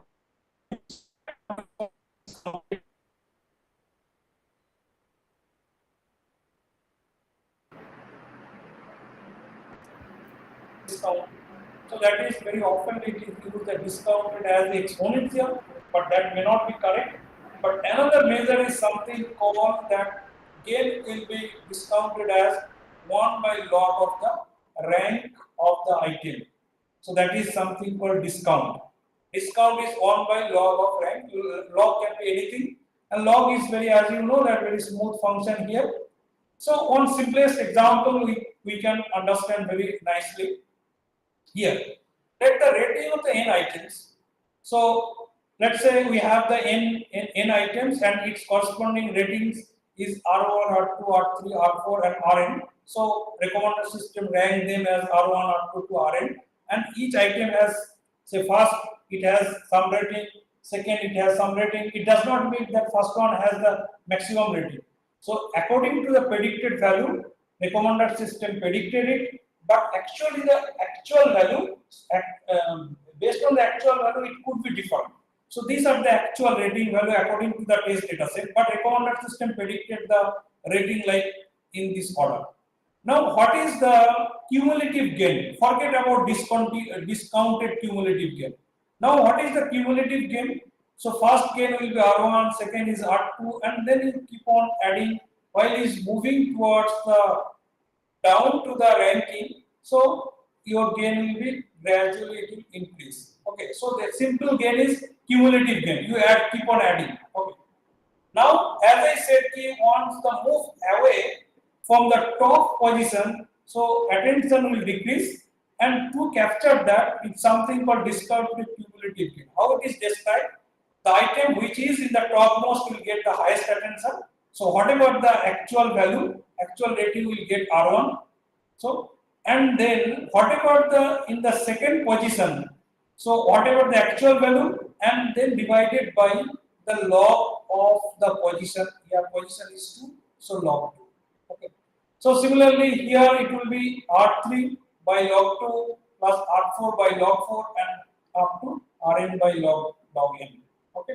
So that is something called discounted cumulative gain. Okay. I think I have one example here. Now what you do it, discounted cumulative gain is the total gain accumulated at a particular rank. So now I have a list here. So now I want to compute what is the gain up to third position, what is the gain up to fourth position. Okay.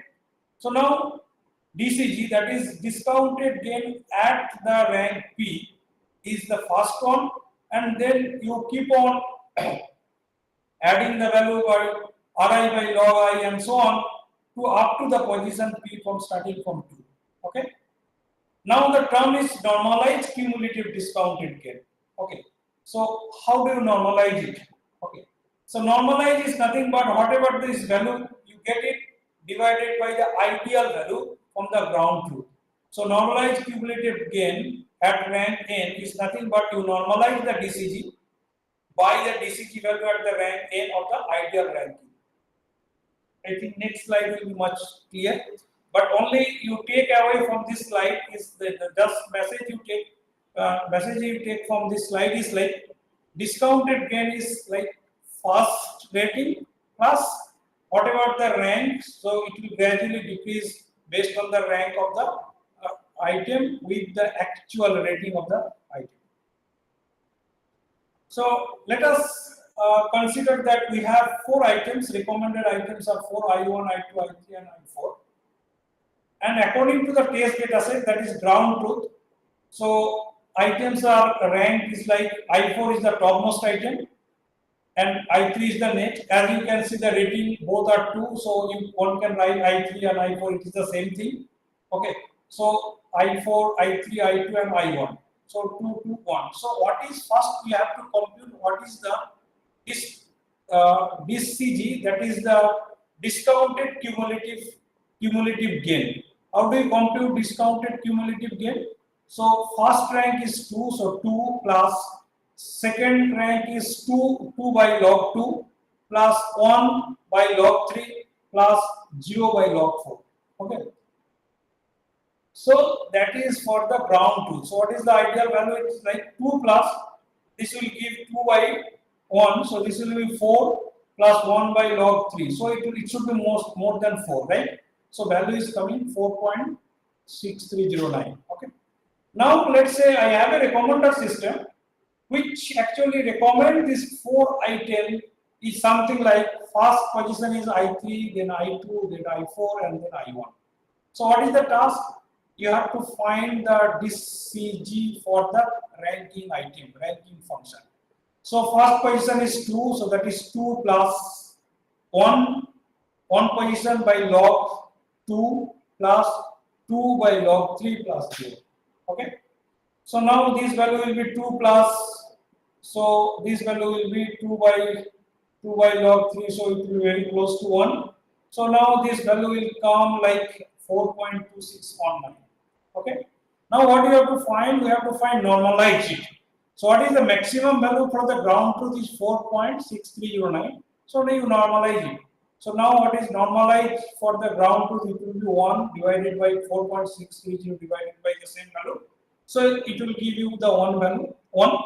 And for this one, it will be 4.269 divided by 4.6309. So it will come value is 0.9203. So that is the way that ranking is computed. So that is something called NDCG. So yeah, that is for computing the normalized cumulative discounted gain. Okay. So this part is completed. So if you have any queries, then I can take, and then if I have a time, then I can move to the other slides. So it is like divided into other part also. So I think I should take some questions from the participant. So after that, if time permits, then I can move.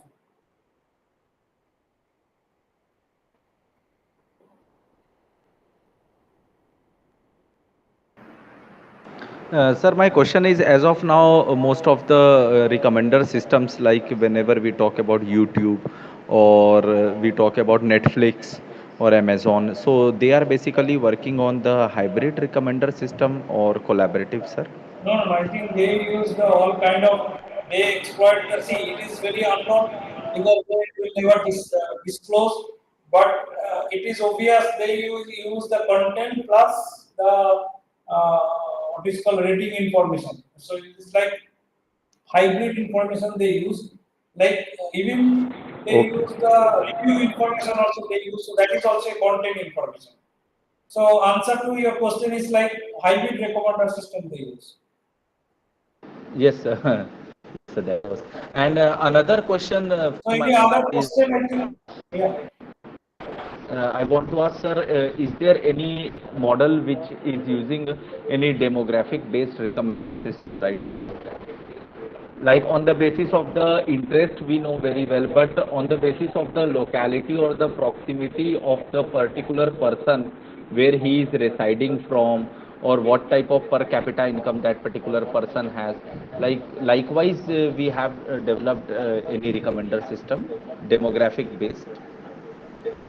Yes, obviously, because see, when you are purchasing from Amazon, let's say in a particular campus, your campus or somewhere, maybe there will be a hostel.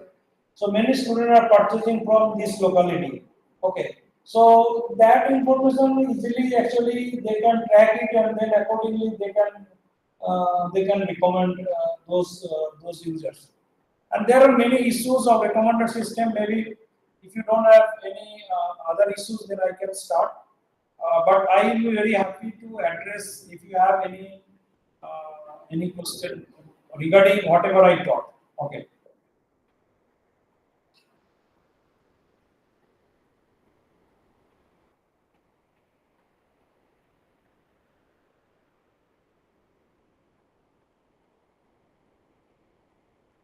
So if no question, then I can move to the next part. I don't know if there is. Uh, so Mamta, should I move to the next part? Yes, you can. Okay. Now again the sharing problem. I don't know whether fine. Uh, Stop sharing. Let's see.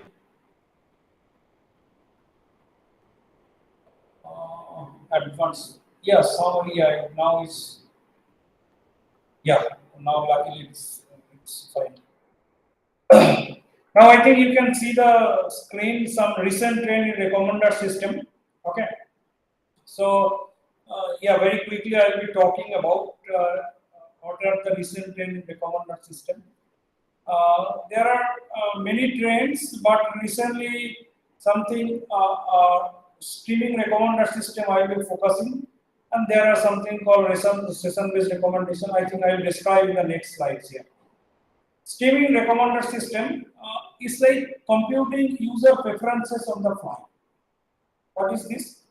Like what happened actually as we talk about the user-based, item-based metric factorization, as you understand that user-based, item-based needs to compute the similarity measures. Okay, and these similarity measures are not computed on flight. Like, see, at a particular instance, throughout the world in Amazon store, actually people are giving ratings. Okay, so let's say that ratings may be more than 1 million ratings, but recommender system does not consider immediately all those rating information for providing recommendation.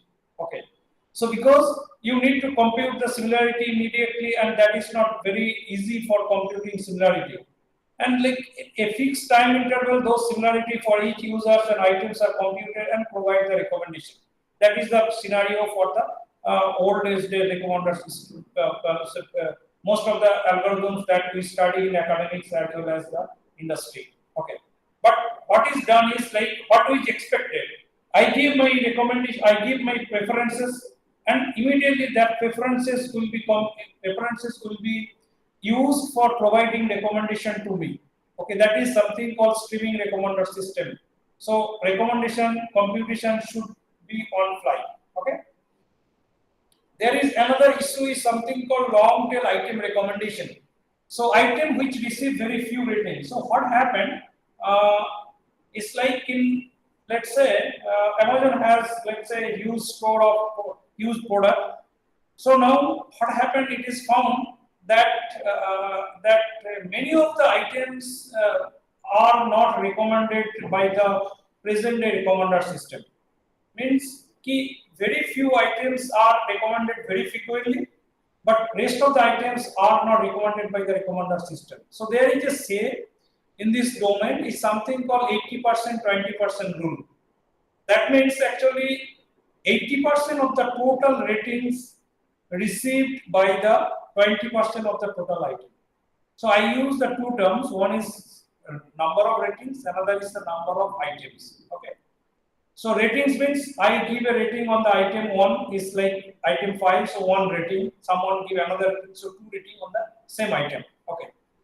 So what I said ki 80% of the total items receive only 20% of the total ratings, and then 20% of the total item receive 80% of the total ratings.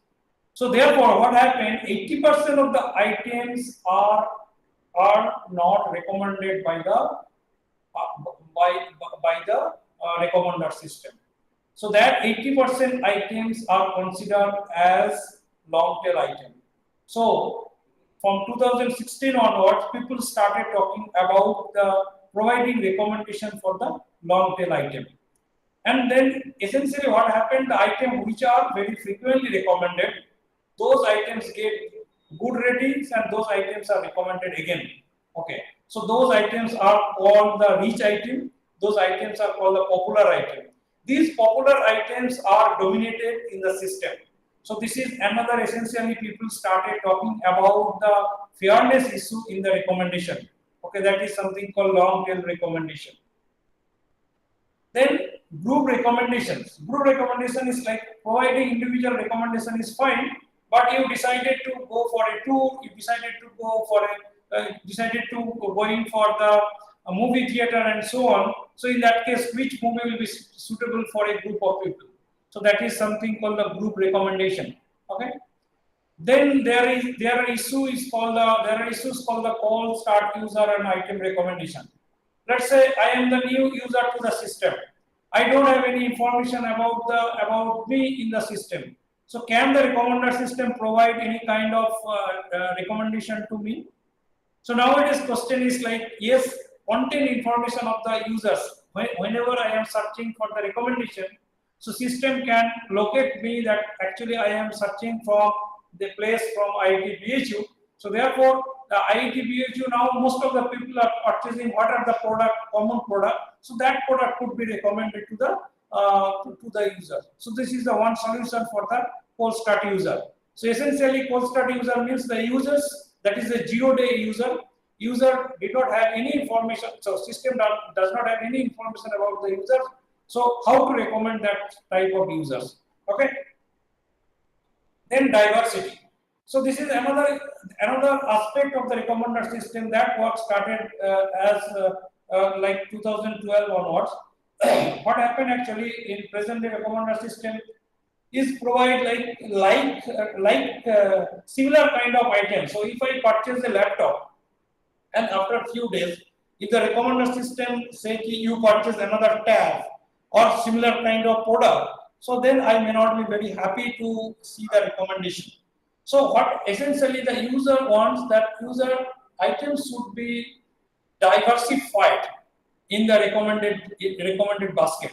So therefore, I'll be very happy to see some different kind of item, but it is relevant with my preferences. So that is something called diversity. So what next? Yeah. So recommender system in social media, that is friend recommendation and so on. And this is another interesting research domain just started picking from 2016 onward, is something called system-based recommender system. What happened actually, now we talk about many things that user has to have, user should provide some recommendations, and then we assume that user has a history, the user system has history about the user, then only system can recommend. But let's say myself as a user, I want to purchase something. Why do I register, or why do I again use my login and to enter into the system? So what I do it, I'll go to the Amazon website and I will see and purchase, and I don't want to keep any kind of information with the Amazon database. So they essentially what happened. So system has to recommend the few items that can be converted into the what is called is like business. Like when I started observing, say like say click some item, let's say shoe, then system should show some other kind of shoe or some different kind of item that I may like and then purchase without having my previous history. So that means within a session, system has to decide which items should be shown that user will click, and eventually that will be converted into the business. That means it will be a transaction. It will convert it into the transaction. So that is something called session-based recommender system. Okay. So now actually in more details like streaming recommender system. I think I have only 5 minutes. I should stop it.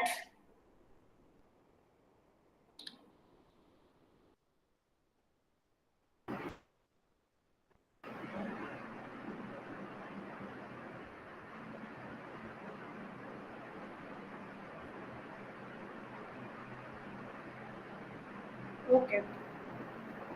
Because it will take time. I cannot complete because It's there are, okay.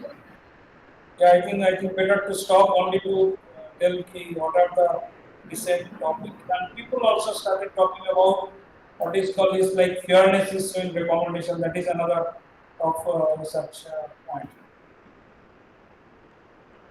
And this is all about, but I have some link here.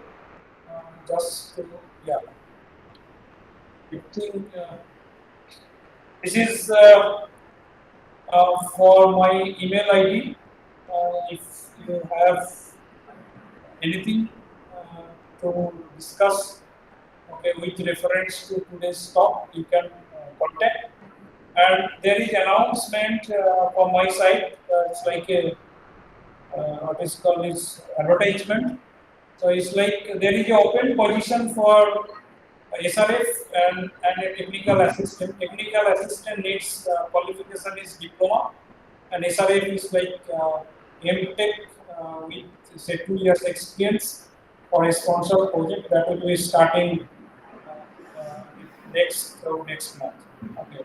So if anyone is interested for this one, either in technical assistant, if you have anyone knows diploma in computer or electronics or in this. Okay.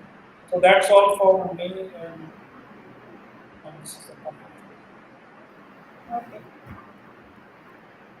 Let's let's thank Dr. Patra for kindly agreeing to giving a lecture in this FDP. Thanks, thanks for thank Dr. Patra to giving your valuable time and delivering a expert lecture in this FDP. We we look forward to having you again in our next series. Thank you once again. Okay. So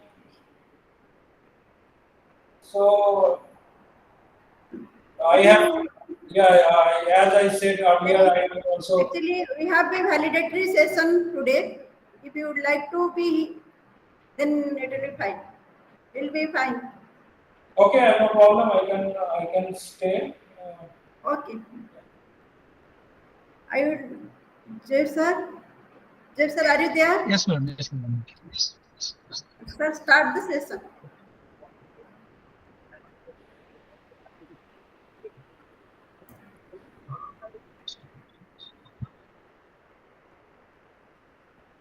Good evening, everyone. My name is Zohaib Hassan, and I'm grateful to be here to talk about the session that happened for 5 days. It was a great initiative taken by our college, and thanks to all the dignitaries and the speakers those who accepted our invitation. So I would like to grab this opportunity to thank all the members, all the people, those who are involved directly or indirectly to make this session a success, this event a success. So starting with our dignitaries, the speakers, Dr. K. Satyababu from Triple IT Kurnool, Dr. Shweta Jain from IIT Ropar, Dr. Arun Kumar from IIT Ropar, Dr. Sriban Mohanty from Triple ITDM Jabalpur, Dr. Vidyut Patra from IIT BHU, Mr. Abdul Atif Khan from Triple IT DM, Mr. Mohammad Maqsood Akhtar from Triple IT DM Jabalpur, Professor Abhishek Singh from our college BGIM Jabalpur. All of them has shared their very important, insightful knowledge about uh, machine learning and AI ML, and most of them were very insightful for the people, those who know this field, and for even those who don't know. For them, it was an eye-opening session. There were very good hands-on session which we could follow.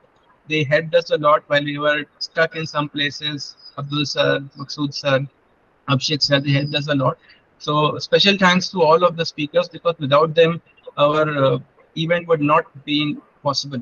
And thanks for accepting our invitation. And I hope you guys please will have to accept it whenever we request you to, so that and even more people from your side will want from next sessions onward. So this is just a starting. We have taken an initiative for like this, and we'll want all of you to be supporting us in future as well, sir. After that, I'll like to extend my gratitude to our management member. I'd like to take their names. our chairman, sir, Dr. Saurabh Baderia, director, sir, Dr. Rajiv Khatri, chairman representative, Akansha Shukla ma'am, and head HR, Niharika ma'am.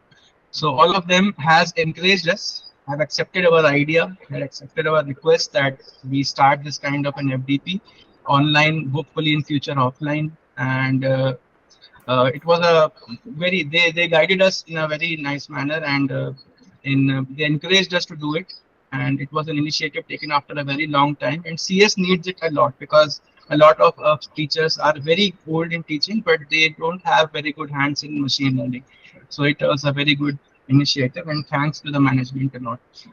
And next, I'd like to thank our HODs, CSE HOD and IT HOD, Professor Saurabh Sharma sir, Professor Vishal Pranjte sir, to take this initiative, Dr. Mamta Samal madam to be the convener and talk to all the dignitaries and invite them and take pains since a lot, nearly more than 1 month she has been trying to make this a success, and it has been a success.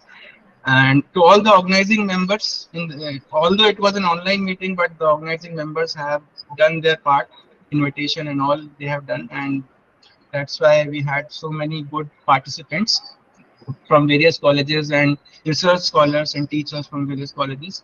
So thanks to all the organizing members, especially Mamta ma'am and HODs of CSE and IT. And at the very last, I'd like to thank all the participants to be patient, to be very interactive, and to patiently listen and ask the questions and make the session interactive. And I would like you to be and to start this as an initiative. If you have not yet started working on machine learning, I'll request you to do so. Start some research, take help from Mamta ma'am and all the dignitaries. They have shared their email IDs as well. So it will make our college very good in research and consultancy. So that's all from my side. Thanks to all. I would like to call Director Sir to say few words about the FDP. Director Sir is there? Hello?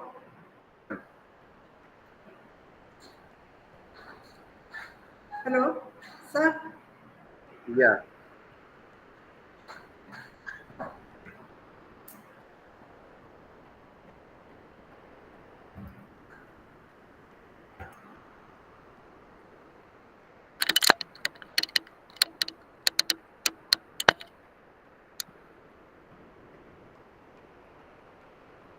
a very good afternoon to all of you. I am pleased to note that Computer Science and Engineering Department of our college has successfully organized a FDP on machine learning and its applications. I have been told that research resource persons from Triple IT, IIT have shared their views and enlightened our faculty and students. On day one, Dr. K. Satyababu of Triple IT Kannur have given expert talk on introduction to machine learning. Day two, Dr. Shweta Jain of IIT Ropar has delivered a lecture on classification techniques such as decision tree, KNN, and SVM classifier.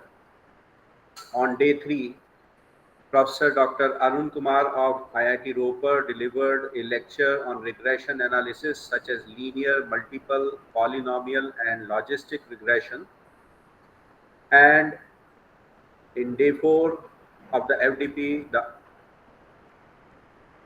learning techniques was covered by Dr. Sravan Mohanty of Triple IT Jabalpur. Similarly, in day 5, FDP by Dr. Vidyut Patra of IIT Varanasi, who delivered a lecture on real-world application of machine learning techniques. In this talk, different machine learning application domains were discussed. I appreciate the efforts of Dr. Mamta Samal, the HODs of CS and IT, Professor Saurabh Sharma and Professor Vishal Paranjpe, and all the faculty members of their department for organizing this successful FDP. I also appreciate and express my gratitude to all the resource persons for sharing their views and experiences. I hope similar FDPs will be organized in future and their support will be extended to us. Thank you. Jai Hind. Thank you, sir, for it. So I would like to conclude the FDP, giving some ideas, giving some insights of the FDP. So in these 5 days, FDP lots of experts from different IITs and IITs. They have shared their expertise in the field of machine learning, and we are also having the hands-on on those programming. So I would like to thank all the expert persons from all the IITs and triple IITs. So this is a great learning curve for all of us to experience. We gain from this FDP will help us to organize many more such events in future. This is not the end of the FDP, but the beginning of many more such future events. Thank you all once again for extending all the supports to make this event a success. So I would also like to thank our HOD, sir, our HOD CSC and HOD IT, Professor Saurabh Sharma sir, and Professor Vishal Pranjay sir for all their efforts and the encouragement to me and helping hands. And I also would like to give my thanks to all my colleagues, giving me the supports in all, at the time of needed.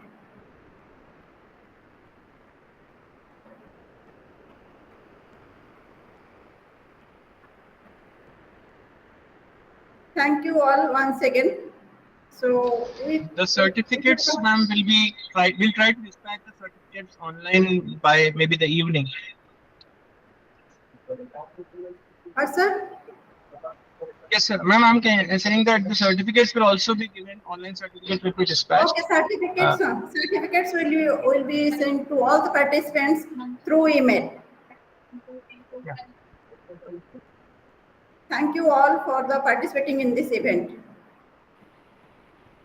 Thank you all. Thank you, Monica. Thank you all. Thank you, sir.